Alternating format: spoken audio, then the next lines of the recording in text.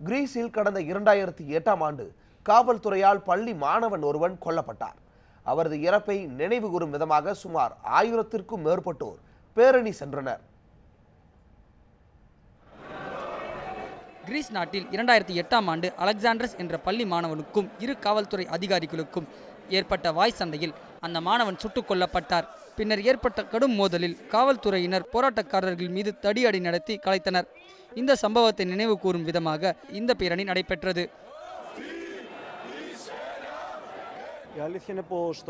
காவல்துறையின் வன்முறை போக்கை கடுமையாக கண்டித்து இந்த பேரணியை நடத்தி கொண்டிருக்கிறோம்.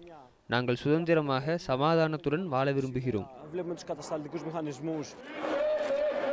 இதேபோன்று ரோமனஸ் என்ற 21 வயது மாணவர் ஒருவர் வங்கி கொள்ளையில் ஈடுபட்டதாக 15 வருடம் சிறை தண்டனை விதிக்கப்பட்டுள்ளார். இதனையடுத்து அவர் தனது பட்டப்படிப்பிற்கு அனுமதி கோரி போராடி வருகின்றார். இவருக்கு ஆதரவு தெரிவிக்கும் வகையில் பல்கலைக்கழக மாணவர்கள் இந்த பேரணியில் கலந்து கொண்டனர்.